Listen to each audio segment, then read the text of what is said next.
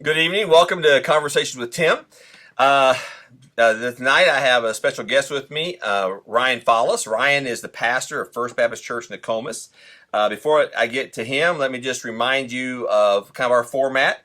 Ryan and I aren't really trying to impress you. We're just having a conversation. That's how it works, right? So it's conversation with Tim. I'm Tim, and I'm having a conversation with my friend, and his name is Ryan. And so you're getting to eavesdrop into that conversation. Right. And so hopefully we won't say anything too dumb.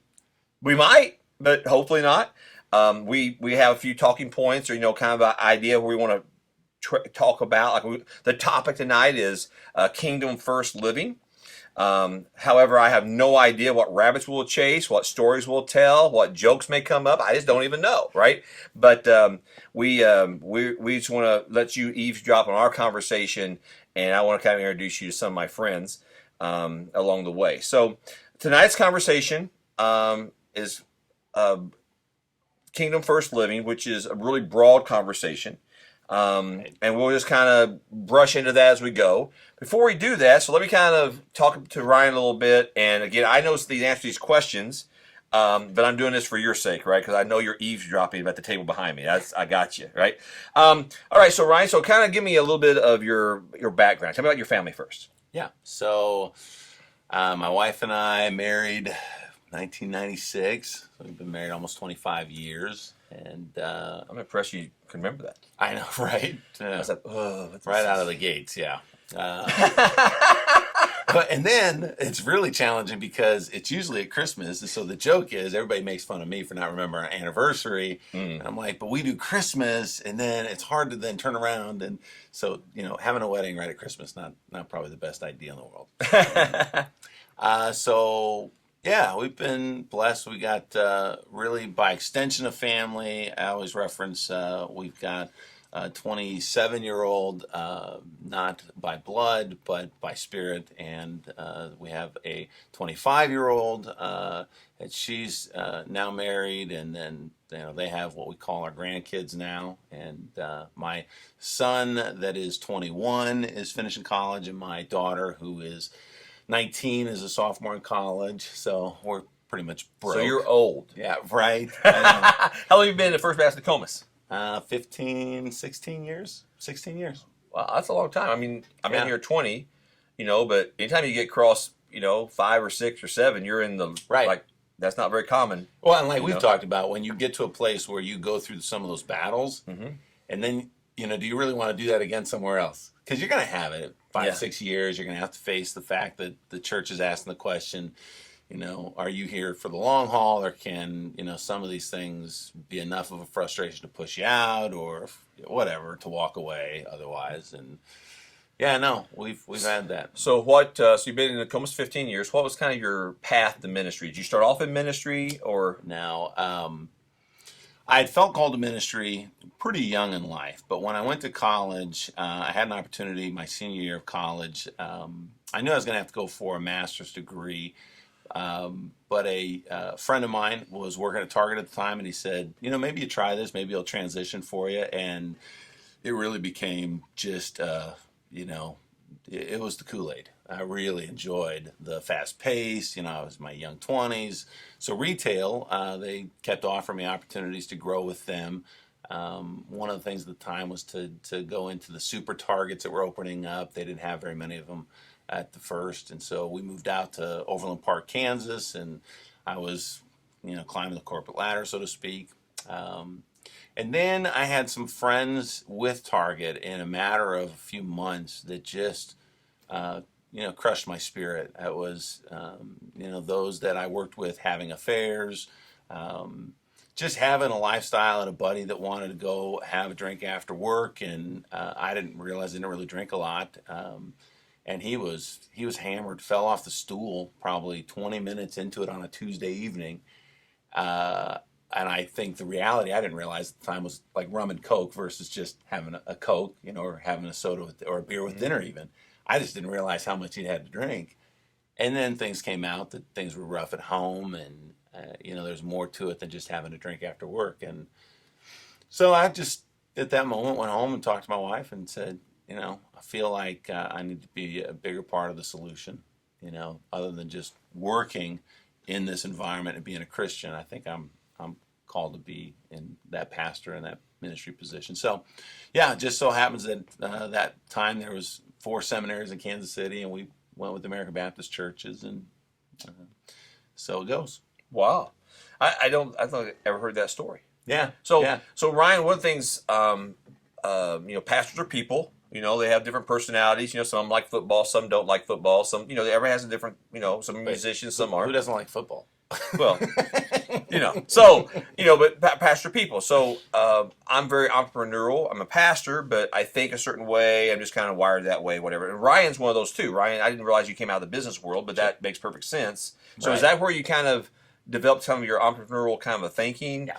That's what kind of that time frame of life. Yeah, Target had this thing called Target College, which is basically you just were a grunt for months on end to learn all the attributes of the business, the distribution system, the soft lines, the hard lines, different departments, being a cashier, running the cashiers, all of that was integrated with it. And I always joke that I went to seminary to learn the Bible. I worked at Target to learn about people. Right. Well, that's not true. And it was really something. Yeah. Seminary does not. I mean, I don't mean this ugly for, particularly people who may be in seminary who see this, but I've said from the get-go, seminary teaches you very little of what's required to really be successful in ministry. Yeah. I mean, it's great to have the knowledge and the background, but the application is where it's at. And I think seminaries are trying to adapt that applicable piece with more of the hybrid approach. Mm-hmm. Somebody's in ministry already going to seminary. In fact, we were looking for a pastor for our sister church, and seminaries are like, one of them canceled their career day. They're like, we don't have anybody who's coming to it because everybody already has. Wow. So a little bit of the cart before the horse. People are going into ministry, and then they're getting the education, realizing that both are valuable. But to just be of, the ivory tower, let's learn. It's different. When I was going through college and seminary in the 80s and in the early 90s, and I remember there's a battle between the older professors and the younger professors, the classics, and it's more application type stuff. And you just thought the older professors thought that this application stuff was from the devil, and it's all about these classics, and you gotta, it's all like, theory and test, and they wanted you to know how totally off. Yeah, and this is where I love, we're chase rabbits, but I'm in seminary, and it used to be you had to take 3 Hebrew classes. Yep. Right, so you had to take 9 credits of Hebrew. Yep. By the time I got there. And by the way, I don't even think they have to take Hebrew now. They just have to buy Logos Bible software, and it does it for them. Yeah, cheaters. So we had to take a class. I had to take 3 credits. So friends of mine, we took this sort of intensive Hebrew class so we could get through it. Well, that was that back in the day. Remember those Nokia cell phones? Yes. Well, they thought it'd be funny. They put my phone in Hebrew. They went to the application. Here's the problem. It's modern day Hebrew. I had no idea what we were, Your phone actually had a language of Hebrew. For Hebrew, yeah. They found it. They thought they'd be funny. Put it in Hebrew. It took me like 3 days. I had to call the company. They had to walk me through because that was the Nokia where you had to press 3 for a menu, then 6, 9, and go. Like, oh my gosh. Yeah. Back then, we thought those were cool phones though, but oh yeah, like what in the world? Yeah, my little bags to my side. Yeah, all that kind of stuff. All that kind of stuff. So you mentioned a while ago, you have you call it a sister church. We have campuses, okay? Right. And by the way, if you guys can see Chester, I don't know if you can see Chester in the picture right now, but Chester's with me today. He told me to ignore him, and Chester's doesn't really work. Associate Pastor Chester. Okay, he's real needy right now. All right, you're gonna get down, buddy. All right. So, so you have a church you're working with. So we have campuses, right? So we've merged basically. Right. We're one church, 3 locations. Yep. What is it you guys are doing in Hillsboro? So I always liken it to when churches have campuses, you got more of the corporation model, and then for us, we've kind of gone with that sort of franchise model to say you're still your own church. And so we have a church in Hillsboro that in partnering with them, we have to do some things for legalese. So we had to adopt in a sense, and we had to fill out a memorandum of understanding, and then that gave us authority as a church. But the memorandum of understanding offers this language that basically is, once we get you down the road and you're self-sufficient with the practices of a not-for-profit and all the, yawny stuff. But you have to have, annual meetings. You have to have the membership. You got to have the board. You got to have, and so we said, and the spiritual side too. When you get the pastor that's growing the church and getting you to move in that direction, then we're going to get out of the driver's seat and just kind of go together. So we've been doing that with Hillsborough for about 3 years, and it's been blessed. We got an associate pastor there now who is Breck Nelson, and he's just doing great. He's from Greenville University, and kind of the way God works to meet people and to interact with people, and then for him to be now up there preaching and meeting the needs of the community, but also interacting with the community. So, yeah, very blessed. So,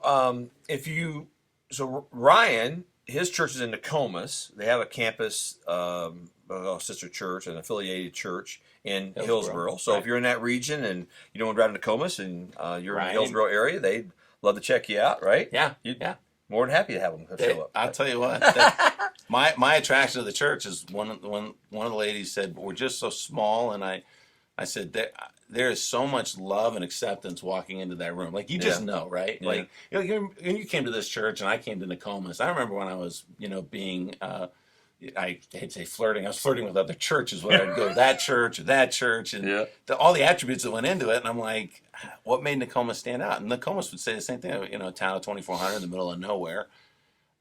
They loved us. Mm-hmm. And man, when you connect with people, it doesn't matter the size, the space, the locale. It doesn't matter the name on it, right? It doesn't matter. It's the people. It's all about the people. Yeah, they're great. So another thing Ryan does is Ryan is so in Macoupin County. I live in Macoupin County. We have Macoupin County CEO. If you're not familiar with that, you can look that up on Facebook. It's a great program for juniors and seniors in high school to help them start them on their entrepreneurial journey. It's an amazing program. Our church is an investor in that. I'm the president of the chamber in Carlinville, and the Carlinville Chamber is an investor of that. A lot of our friends are investors of that. It's really important that we help our students. Well, and so in Macoupin County, the director, you guys are directors or facilitators? What are you facilitators. Guys? The facilitator of that is Pete Vizentine.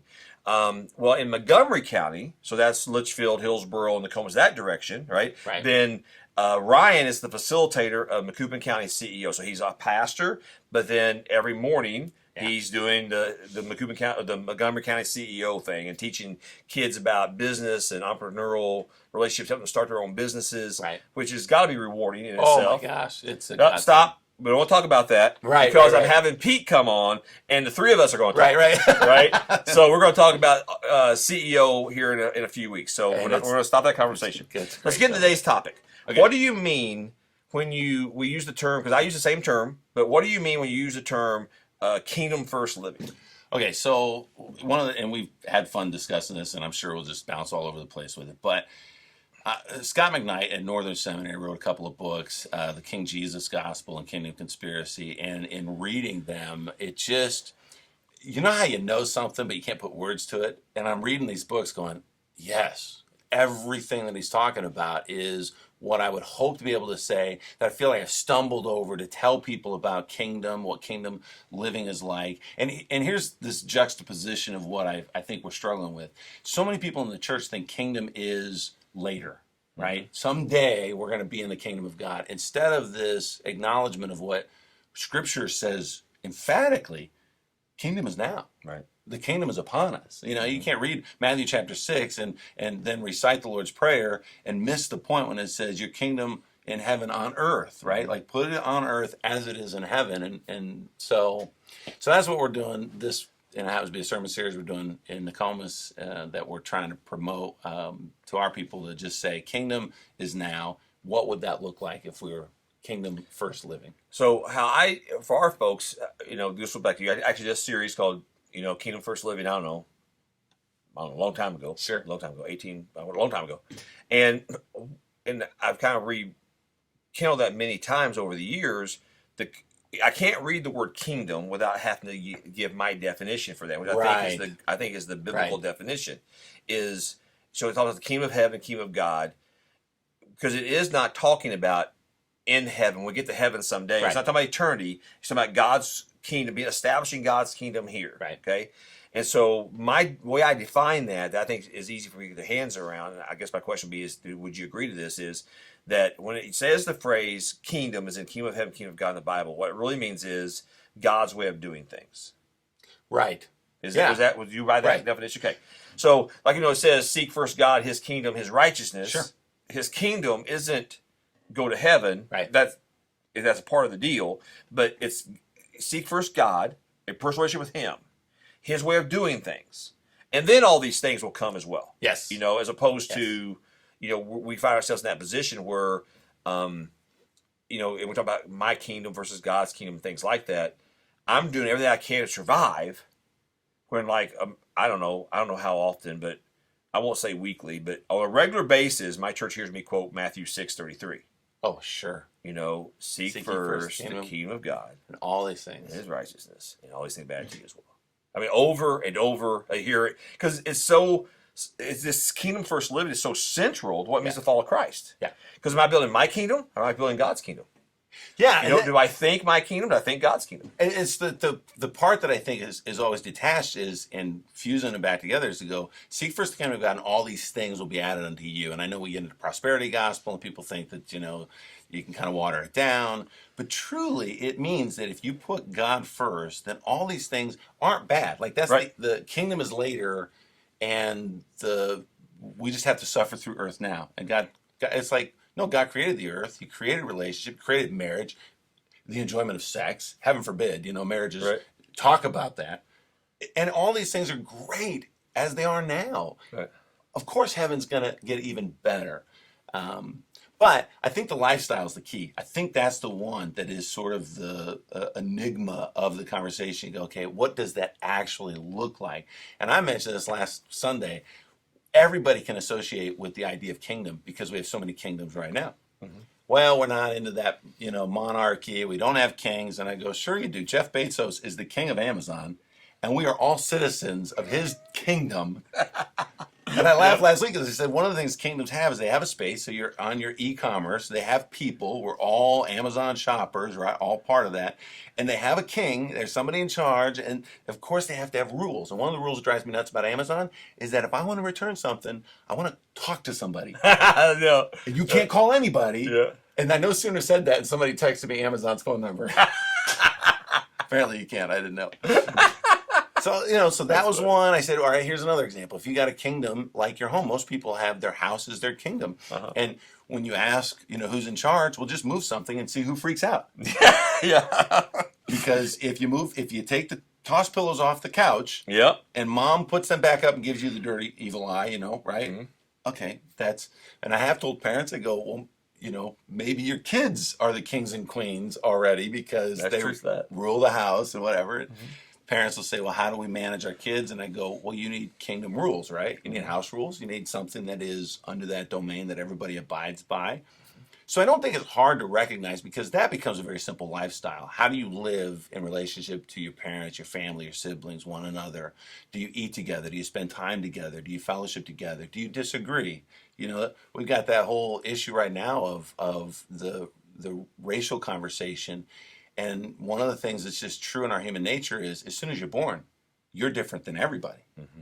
And we don't have enough conversation about our differences. And, what makes a family incredible is you're the firstborn, the youngest, the adopted, the grafted in, as Paul would say. And you're just now under one roof. Figure it out. So. Yeah, figure it out. And some don't do a very good job of figuring it out. But it is we talk about diversity. Some of us talk about diversity, but they usually talk about race. But there's lots of versions of diversity. Yes. In how we function and how, if you think about a sports team don't need all the same player. They need diversity in players. Right. A family has diversity in its family from parents down to children, grandparents, aunts, uncles. There's lots of diversity. Everybody's got the crazy uncle, right? Everybody's got the one that's kind of, we're not really sure they're stable. Everybody's got them, right? So, it's just that's exactly right. Now, so really what we're trying to say then is that a lot of times people, there's that phrase or quote that people used to use years ago, somebody being so heavenly minded that we're no earthly good. Right. And what you're really trying to say is that you're not trying to just say heaven's not a great place and that's not God's kingdom or whatever. Right. But the Bible clearly says we are to establish God's way of doing things here on earth. Now. Which means us living that way. Right. It's a lifestyle, not so much a biblical, a message we preach, right. or I believe the Bible's true. That's not what we're talking about. We're talking about living a lifestyle, right? Yeah, absolutely. And so all the things that make a lifestyle, right, are how we think, how we process. Because we have different, like philosophy. I use the word biblical. We're talking about a biblical worldview an awful lot because right. I come cross ways with people sometimes. I'm not really have contentious conversations, but I recognize that conversation could become contentious because we don't see the same thing the same way. And if they come at it from a political worldview, absolutely, versus a biblical worldview, if they come at it from a selfish worldview, sure, if they come at it from a selfless worldview, if you know what their worldview is, okay, how they're processing and the lens they're seeing that situation, that decision, that conversation through, it changes everything. And I think that is where, the biblical worldview is the rules of the kingdom, so to speak, and that should, make decisions or help us make decisions on how we live and interact with others. And I think that's the challenge we have is that you look at it and you go, political worldview. Yep. Okay, political worldview has to be underneath a biblical worldview. And of course, the challenge of that is that somebody will cherry pick a scripture. Yep. You go, no, we're not just taking a scripture. We're not taking it out of context. What the Pharisees always did with Jesus, McKnight makes a great point. He says, the Pharisees, they had the love of Torah, the law. Jesus had a Torah of love. Oh, that's pretty good. It's great, isn't it? Yeah. And I think the attribute lends itself to every sort of endeavor we have. If you're into politics, even if you want to leverage your spouse because you disagree with something that they're doing or what you'd like to see done around the house or in relationship to each other, or your coworkers, or everybody probably then decides what is over them, meaning who that person, you and I, what's over us that makes us have a relationship together. Man, if it's not the Bible, we can't just step under it when we want to, and then step out, and then step. That's not how kingdom works. No, kingdom is this is the rules for all. You can't pick and choose when they apply to you. Yeah. Adrian Rogers, you know Adrian Rogers? Do you know that name? Sure. So those who don't know, Adrian Rogers is a famous pastor he's been dead for several years now. I heard him preach one time live, and it was mesmerizing. Did you really? Yeah, he came to our college. He just quoted scripture like the whole time he talked. It was like. It was amazing. Well, reading his sermons is the same way. It was amazing. Intense. And he had a quote, and the quote was, and I may have messed it up because we hadn't planned on talking about this, obviously, but the quote was something like, you have to get under what God has placed over you to get over what God has placed under you. Yes. Now, so I'll say it again. I hope I can say it correctly the second time in a row, too, because it just makes a lot of sense. You may want to write this down. You have to get under what God has placed over you. I always talk about like an umbrella protection. God has placed a certain level of authority over you. This is God's way of doing things. You have to get under that so you can get over the things God has placed under you. In other words, like if I don't get under the umbrella God has provided me, then the rain I will get wet. I can't not get wet if I'm not under the umbrella. And so the whole idea is when we're under God's authority, when we're doing things God's way, it makes it easier for us to overcome the things that God wants us to overcome. Yeah. Is that okay? Right. So now, let's kind of shift gears a little bit because we can go all kinds of directions, and Lord knows where we may end up at. So we talk about kingdom thinking. We can talk about you use the word kingdom and put anything else after that, then that applies, right? Because God's way of doing things in this arena. Yes. In marriage, in finances, how we process, how we think, all kinds of topics. Yes. Okay, you used an acronym that I thought I want to come up now before I forget about it. You used an acronym called LOVE a few minutes ago, and just you and I was talking in the hallway. Why don't you share with them what your acronym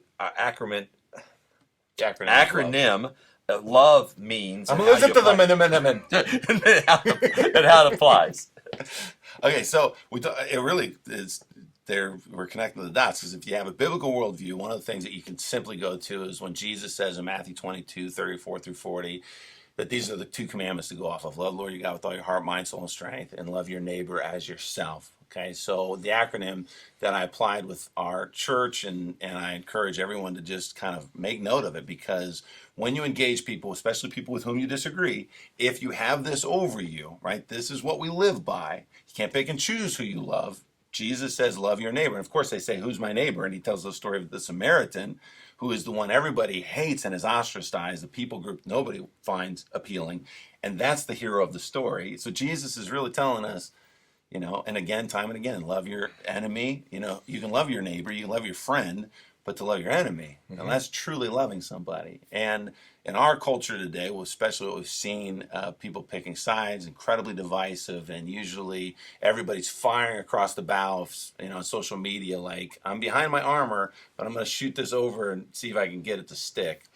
I've used the acronym LOVE. Love is this: listen well, offer to help, value their humanity, and expect honesty. And if you listen before you do anything else, it's a game changer. It's a game changer. It's just remarkable. Again, Facebook's one of the most challenging things, because nobody puts a Facebook post out and says, I'm listening. Right. Everybody puts a Facebook post out about what you're saying. And then nobody responds, wow, I hear what you're saying. Everybody responds, oh yeah. It's like, I'm going to, Yep. I can get even louder. So we don't do that. Offer to help, that is the engagement, like the Samaritan story. The question would be, because you listened, can you then get up and help clean the dishes, right? Are you elbow to elbow with this person that you're struggling to understand? And I use our family all the time. Like my brother and I, we had fisticuffs when we were kids. Like kids, I guess, don't do that as much anymore. It's a little bit more of a shocker. And I'm like, that was a way of life. Like, right. Like that was the baseball diamond. We didn't wear helmets either. No. Okay, maybe not that old, but we didn't.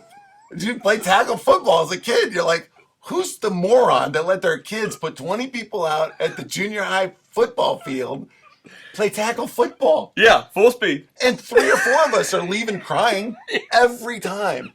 And we have no idea why we're so sore the next day, but we got to toughen up because they want to play again. Right? It used to be hard back in the old days. Oh, it was bad.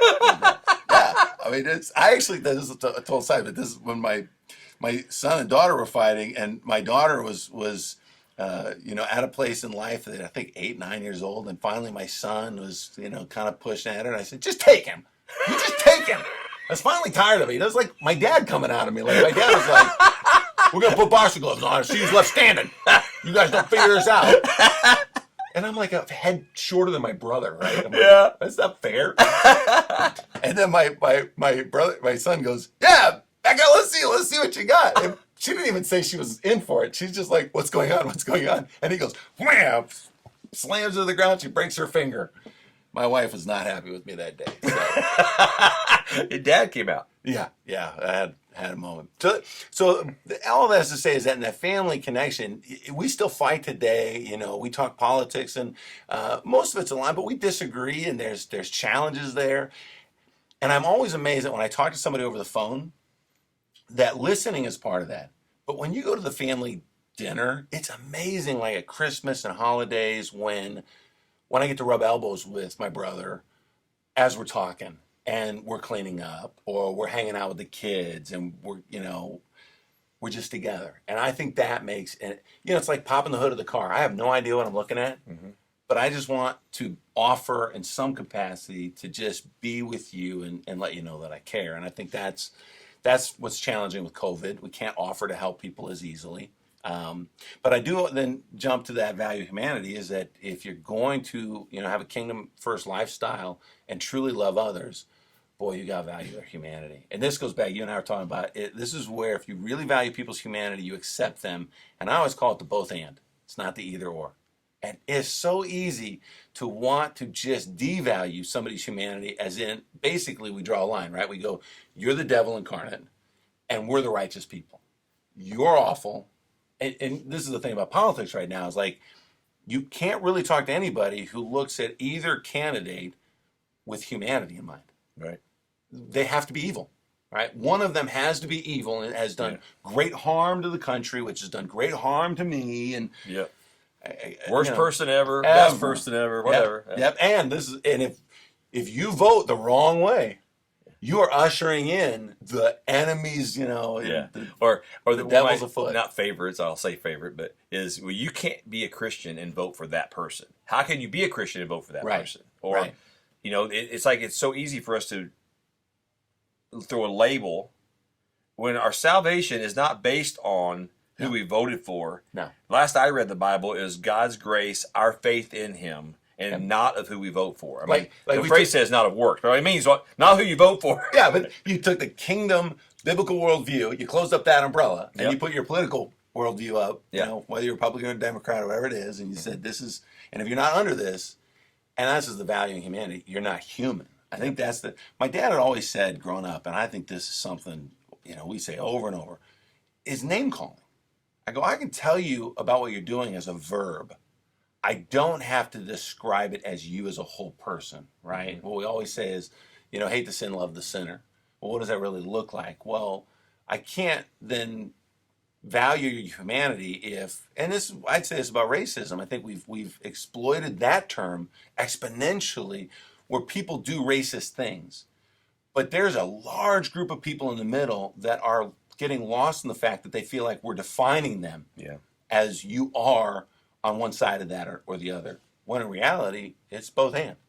And to get off of that gas pedal a little bit, which is, gaslighting a conversation most of the time, I put it in other concepts. I go, it's like people with disabilities. Mm-hmm. And we've devalued their humanity. I can't tell you how many times we pull into Walmart or something, and they're like, look at all the handicap spots. Well, how would you like to be the person that is using that and is limited in their mobility and how they get around? And I had somebody in a wheelchair once say, he says, you do realize I'm looking up to everyone. And he meant it both the metaphor of, who do you look up to? And he's like, everyone. I'm always looking up to people, and I'm always underneath people, and I'm always out of view of people. And so I go, you got to see that person for being human and being a part of this, both sinners and saints. And so we have listen. What was the last word? Listen well. Offer to help. I was going to say affecting that word. Listen well. Offer help. Value their humanity. And E is. Yeah, this one's the word. Oh man, best for last. Expect honesty. Expect honesty. If you're and the great you're news an is, idiot. I know. You want me to be honest? Tell me. Don't hold back. I was just being honest with you. You American Baptist, you're idiots. You're an idiot. That's part. We're the worst kind for that, right? Our value in humanity is like we're schizophrenics. We split the church down to even one person where we're like, oh, heretics, be gone. This one's tough because the good news is if you do the other attributes, people will listen to you, right? Like you have earned the right. But I don't think we get enough into that camp to expect the honesty, which is back and forth, to say, I want this. Another word I use for it is just be transparent, right? Kingdom living. But transparent doesn't start with an E, so we need a good word. I know. It doesn't fit. It doesn't fit. But what he really means is be transparent, be honest, be open. That's what he really means. Build enough relationship with the L, O, and V that we can have an honest conversation. Yes. That's what he really means. Don't call him an idiot, right? Well, no, excellent. And that's the other thing. Don't name call. And my whole family is just always throwing out names. Idiot. like we've rednecked the word idiot to not just be like, you're an idiot. The worst one is, I got a 5-year-old grandson that's like, idiot. You're passing on the next generation. Yes, I'm sorry. Yeah. I'm an idiot. The time he's yelling at me is when I stuck a hook in my finger instead of getting the worm on the hook so I could fish. And he called you an idiot. Yeah, idiot. So he knows the proper use of the word. Oh yeah, perfectly placed. That's funny. All right, so let's go back to politics a little bit. Sure. And so we can laugh, and we're gonna, but it really is heartbreaking what's happened in our nation. Yes. Okay. It's very serious.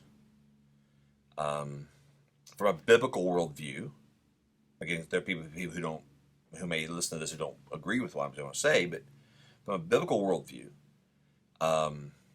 Our battle's not with flesh and blood. It's with powers and principalities and rulers in high places. Yes. That from the beginning of time, including in heaven itself, Satan has sought to create division. That's what he's always done. It's his best weapon. That's his best weapon. It's throughout Scripture. You can see it in any decade you want to pick, any church you want to pick, any family you want to pick. He loves to create division. And the big problem with division is you can't get to E Right. if we have division. In other words, like I talk about husband and wives, and if we can sit shoulder to shoulder on a couch and have a conversation, but when we really get cross with each other, we don't do that. We turn and face each other. Oh, yeah. We No, want it's separation. Yeah. And just our body language is saying, okay, you're on that side, I'm on this side, go. Okay? So we can't, I don't have to agree with someone to want to hear someone. Right. Okay? And so if I go back to, to listen well, that begins with me not making them my enemy. Yeah. Recognize there is an enemy. Yeah. Okay? But why do we have to be divided? Why do we have to not agree? Because we can't solve the problem. Yeah.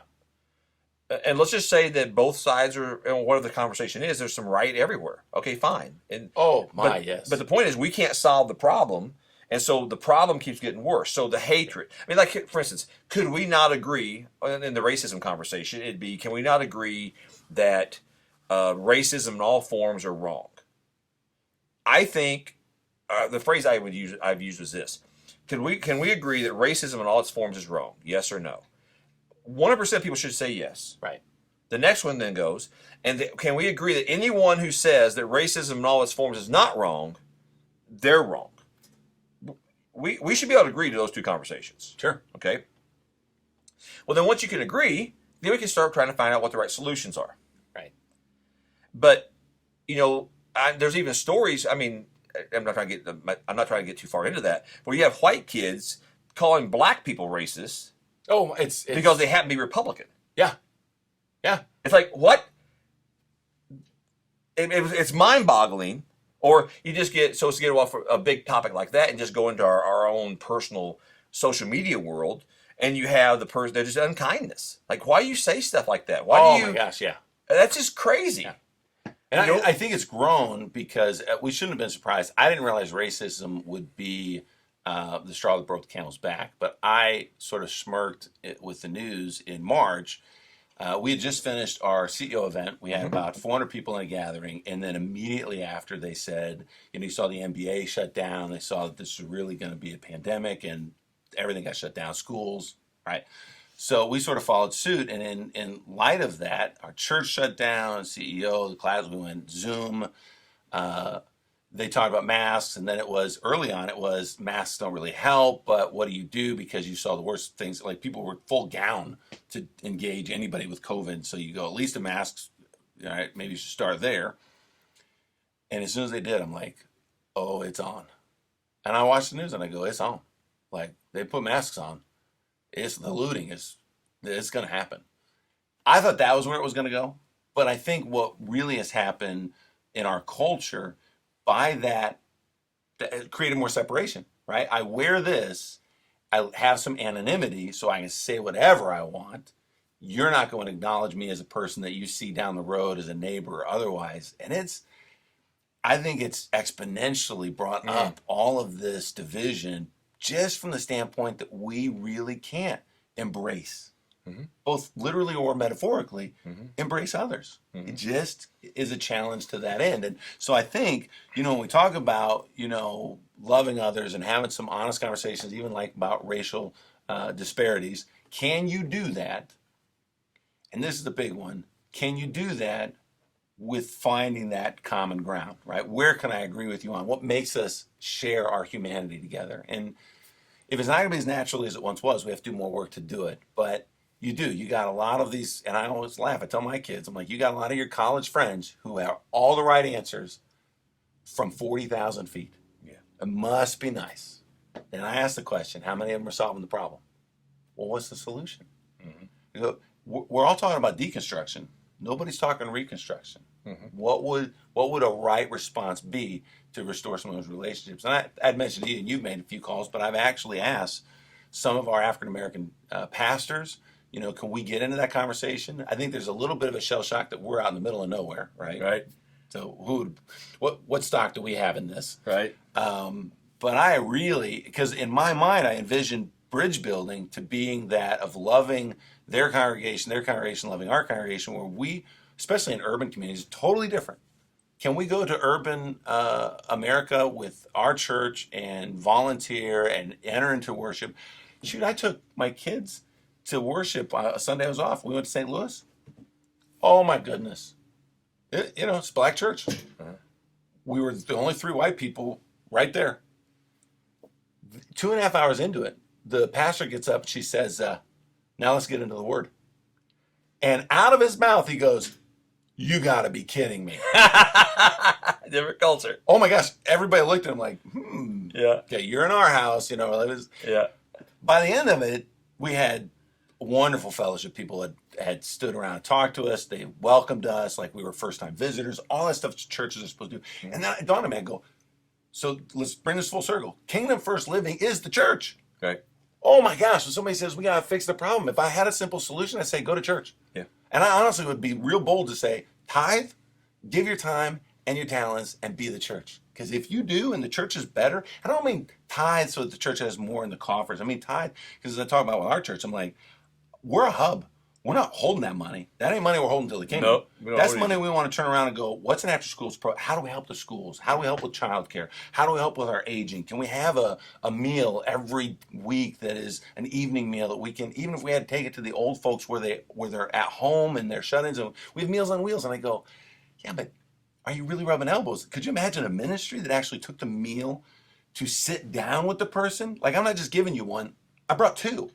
You're going to eat, and I'm going to eat, and I'm going to get to know you a little bit more. I'm looking at it going, the church isn't what is sort of in the way until we get to kingdom. The church is the kingdom, right? That is the holy space shared together, and it's an extension of the citizens wherever we go. So in our common lives, how do we interact with others? But I think you get that motivation where the Spirit is in its fullness, the body of Christ, so forth. So, I think that's exactly right. I think what we're going to do is I think I'm going to wrap up this session here in a couple of minutes, and then I think we're going to, if you got time, we're going to film another one. Okay.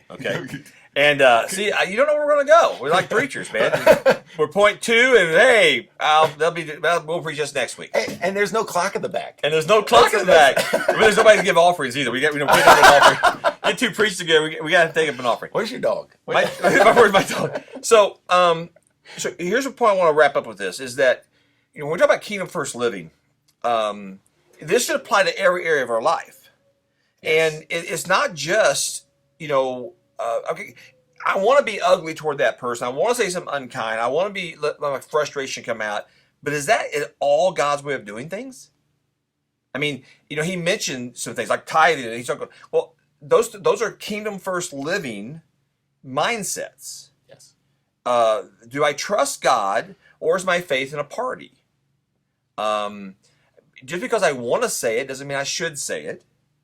There's a lot of pieces to that, and at the end of the day is that if people who claim to know Christ lived according to a Kingdom First mindset, our country would be different overnight. Overnight. Now, everybody who claims to know Christ does not know Christ. Right. And I'm going to come back to that topic in our next meeting. Oh my gosh, I get that. But everybody who claims to know Christ does not know Christ. But if everyone who claimed to know Christ just lived according to a Kingdom First mindset, that let's seek first God, His way of doing things, and let's trust Him to not just give us His righteousness, because the whole idea of that is that God takes off our filthy rags and places His own robe of righteousness on us. It's not about the righteousness.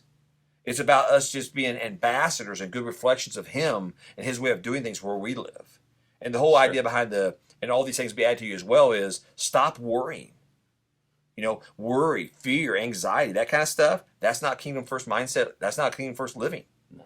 So thank you for watching tonight. And so a week from now, we'll have I'll have Ryan on again, and we'll do And don't part hold two. us. We're going to be wearing the same shirts in a week. Yeah, so And we'll be wearing the same shirts in a week. So they may not smell very good, but we'll be wearing them. All right. Good night. Thank you for watching.